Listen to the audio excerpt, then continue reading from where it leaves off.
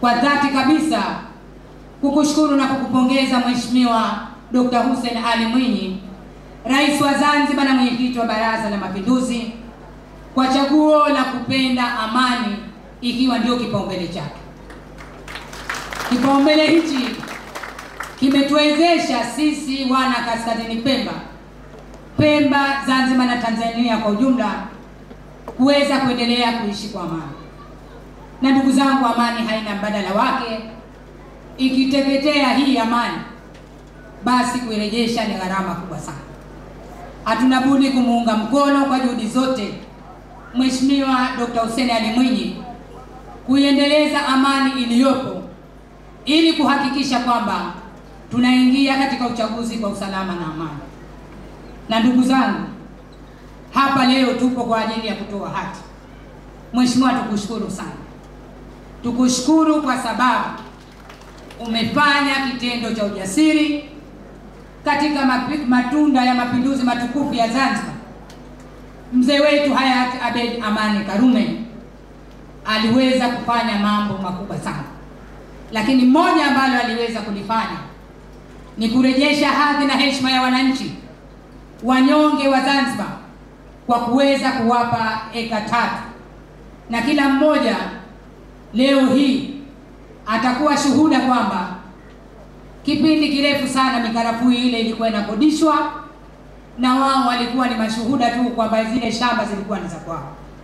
Lakini leo unapokuja mbele yao na kuja kuonyesha kitendo cha ujasiri cha kuweza kuwapa hati miliki ya kuweza kuona kwamba wao ni wamiliki halali wa mashamba haya, Mheshimiwa, sisi hatuna cha kukulipa.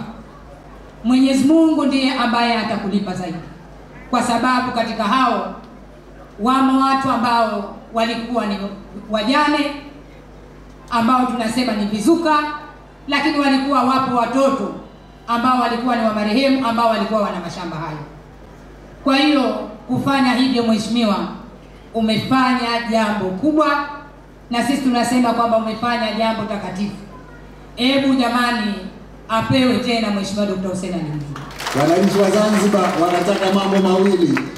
Wanataka amani katika nchi, wanataka maendeleo. Kwa kweli wanataka amani na wanataka maendeleo.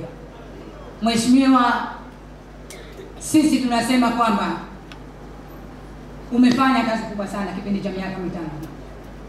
Lakini leo hii hichi unachokifanya kimekuja kuongeza turufu. Kweli si kweli jamani?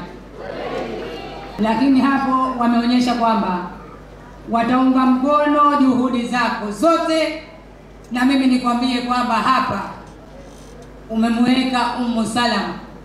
Nilikupa ile hadithi ya Mtume wetu Muhammad sallallahu alaihi wasallam kwamba mama huyu aliweza kumsaidia Mtume wetu Muhammad kipindi chake ambacho alikuwa yeye yule mama alipambana kweli kweli. Mheshimiwa, na mimi umenileta kwenye awamu ya 8 na nafikiria hujachoka. Hujachoka Mheshimiwa, kwa sababu kama unapochagua amani, mimi najua kwamba wewe unachagua salama, na kama ni salama mimi sitaki shaka. Mheshimiwa, naona kwamba tarehe 3 Novemba wale wenzetu wote, ukitoa makamu wa pili ambaye amekwenda kwenye kiwani kule, nafikiria kwamba tutakuwa kwenye msururu. Twende na wewe bega kwa bega, wanasema wale watu wa dini kwamba twende mkono kwa mkono mpaka peponi, na sisi twende na wewe bega kwa bega mpaka 30. Dr. Hussein oye! Hapo vipi? Hapo vipi? Ili nalisema Mheshimiwa, kuna yule kaka yetu ambaye tunamwita kaka. Yule alisema leo kwamba uteue watu kule Kojani, na akasema kwamba yeye asingeombewa kama alivyoombewa wale wengine, akajiombea yeye mwenyewe. Mheshimiwa, sisi tuendelee kukuombea heri.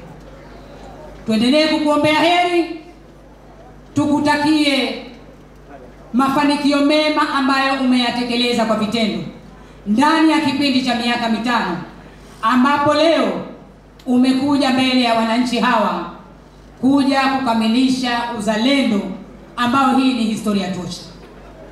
Sisi tunaamini kwamba leo wananchi hawa wakiendelea kuwa na hati miliki, manake na wao watakumbuka wale ambao yule ambaye aliwamilikisha.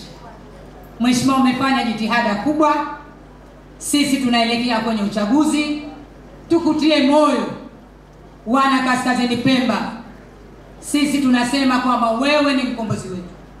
Kipindi kama hichi Mheshimiwa, kila mtu tayari ana hamira ya shilingi 200 ndani ya mashavu yake, lakini pia kidogo ya 1000 lakini pia watu walikuwa hawauziwi vitu. Tumeingia kwenye awamu hii Mheshimiwa, tulipata shida kidogo, na kuna watu walikuwa wanasema Mheshimiwa, umetuletea salama, sasa imekuwa ni shida. Lakini utawala wote unaoingia lazima uweke sawa ili uweze kutawala. Mheshimiwa, wametuelewa hapa, wametuelewa, na naamini kwamba wote wataunga mkono tarehe 29 kukudhihirishia mapenzi makubwa walionayo.